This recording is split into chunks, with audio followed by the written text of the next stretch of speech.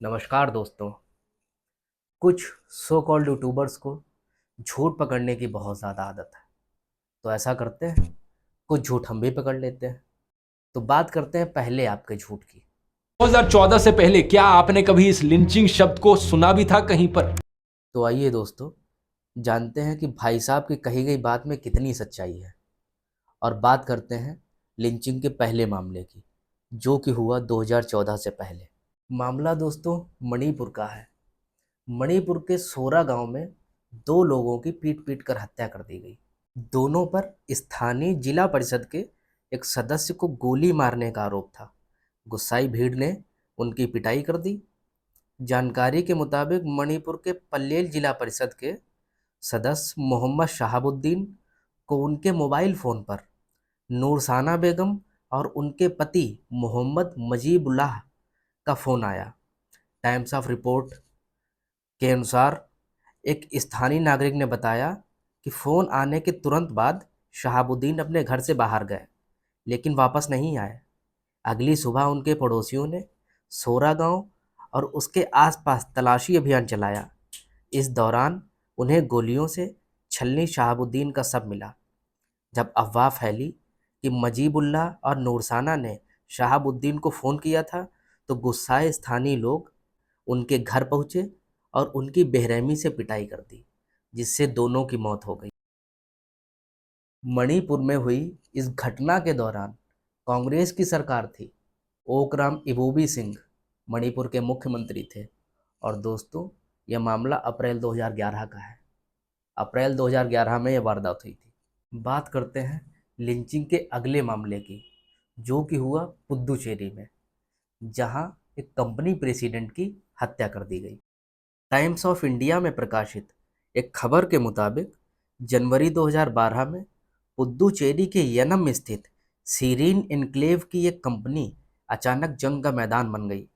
Regency ceramics नाम की इस प्राइवेट कंपनी के मजदूरों पर लाठीचार्ज किया गया था। इसकी वजह से मजदूर यूनियन के एक नेता की मौत हो गई।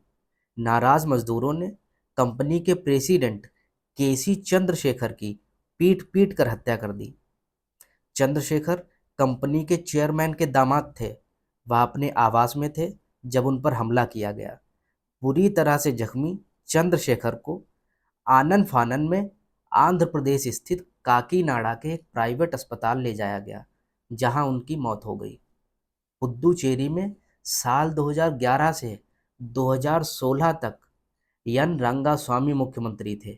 यहाँ सरकार ऑल इंडिया एनआर कांग्रेस की थी। यह एक क्षेत्रीय दल है। इसकी स्थापना साल 2011 में पुद्दुचेरी के मुख्यमंत्री एन रंगास्वामी ने की थी। बात करते हैं दोस्तों तीसरे लिंचिंग के मामले की, जहां सिर्फ 30 रुपए न देने पर हत्या कर दी गई। मामला है असम का। इंडिया टुडे में प्रकाशित खबर के मुताबिक ये खबर भी इंडिया टुडे में प्रकाशित हुई। 25 जून 2013 को असम का कार्बी एंगलोंग जिला, यहाँ के डिफ्रू टाउन में 16 वर्षीय झनकर सैकिया और उसके पिता हरेन सैकिया पर भीड़ ने हमला किया। पेशे से वकील हरेन और उनके बेटे की महज इसलिए पिटाई की गई क्योंकि उन्होंने ऑटो ड्राइवर को सामान्य किराया 20 रुपए के बजाय 30 रुपए देने से मना कर दिया था। चश्मदीदों ने बताया कि 16 वर्षीय लड़के को बुरी तरह से पीटा जा रहा था। इस दौरान पुलिस भी नज़दीक ही मौजूद थी, लेकिन वे महज तमाशबीन बनकर खड़े रहे। झनकर को गंभीर हालत में नज़दीकी अस्पताल ले जाया गया। यहाँ 1 जुलाई 2013 को उनकी मौत हो गई। हैरान करने वाली बात दोस्तों ये है कि इस वक्त भी असम में कांग्रेस की सरकार थी। दोस्तों चौथा लिंचिंग का मामला भी असम का ही है, जहां महिला विधायक की हत्या कर दी गई। घटना है 2012 की। तब रूमीनाथ बाराक वैली इलाके की बाराखोला सीट से विधायक थी। 30 जून 2012 को एनडीटीवी में छपी एक खबर के मुताबिक 33 वर्षीय रूमी और उनके पति की तकरीबन 100 लोगों ने एक होटल में पिटाई कर दी। इस घटना में दोनों लहूलुहान हो गए। रूमी नाथ पर आरोप था कि उन्होंने अपने पहले पति को तलाक दिए बिना ही जकी जाकिर नाम के एक मुस्लिम शख्स से दूसरी शादी कर ली और इस्लाम धर्म अपना लिया। बताते हैं कि शादी के कुछ रोज बाद रूमीनाथ अपने पति के साथ असम के करीमगंज पहुंची। रात के वक्त ये दोनों यहाँ के होटल में खाना खा रहे थे, तभी भीड़ ने उन पर हमला कर दिया। चौंकाने वाली बात दोस्तों ये है कि उस समय भी असम में सरकार कांग्रेस की थी और मुख्यमंत्री तरुण गोगोई थे। ये थे लिंचिंग के मामले जो 2014 से पहले हुए। लेकिन अगर सो कॉल्ड यूट्यूबर की माने तो उनके हिसाब से तो 2014 से पहले कोई लिंचिंग का मामला ही नहीं हुआ। एक इंटरेस्टिंग फैक्ट और बताता हूँ आपको, ये आप जरा वीडियो देखिएगा। दोस्तों, कुछ दिन पहले प्रधानमंत्री मोदी ने उत्तर प्रदेश में एक रैली में कहा था, जब भारत बोलता है तो पूरी दुनिया सुनती है।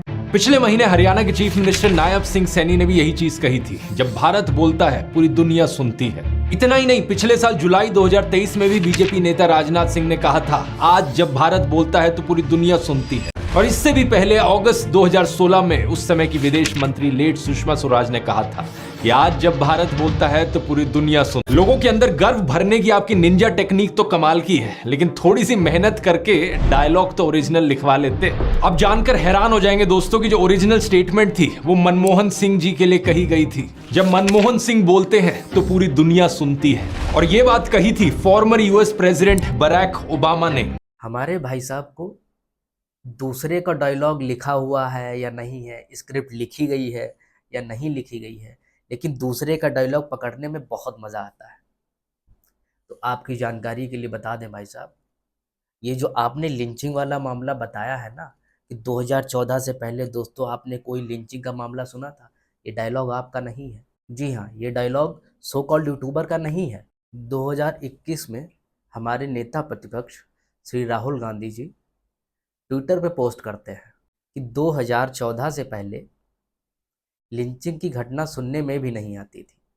और ताज्जुब की बात है, ये अभी 2 ढाई 3 महीने पहले हमारे भाई साहब वीडियो बनाते हैं और सेम वही कोट उठा के अपनी वीडियो में यूज़ कर देते हैं। तो सिर्फ मेरा आपसे ये कहना है कि आप दूसरों से कहते घूमते हैं कि डायलॉग तो खुद लिखवा लेते या डायलॉग तो अपना लिख लेते, तो आप खुद के बारे में क्या कहेंगे? अब जब बात हो रही डायलॉग कॉपी करने की, आप डायलॉग कॉपी कर ही रहे हैं, शब्दों को हेर फेर करके एक डायलॉग आपका कॉपी मैं भी कर लेता हूँ। तो लोगों को मैनिपुलेट करने की निंजा टेक्निक तो आपकी कमाल की थी, लेकिन मैनिपुलेट करना अगर आपको इतना ही अच्छा लगता है, प्रोपेगेंडा फैलाना आपका मेन काम ही है, तो कम से कम मैनिपुलेट करने से पहले थोड़ी रिसर्च कर लेते, तो शायद आपकी बातों में वज़न आ जाता और ऑथेंटिसिटी आपके शब्दों की थोड़ी और बढ़ जाती। लेकिन नहीं, आपके हिसाब से तो जनता बेवकूफ़ है, आप जो कहेंगे वही सही हो जाएगा। लेकिन ऐसा नहीं है, जनता बेवकूफ़ नहीं है और उसको मैनिपुलेट करना आप बंद कीजिए। मेरा तो मानना यही है कि दूसरों के गिरेबान में झांकने से पहले खुद का गिरेबान झांक लीजिए आप।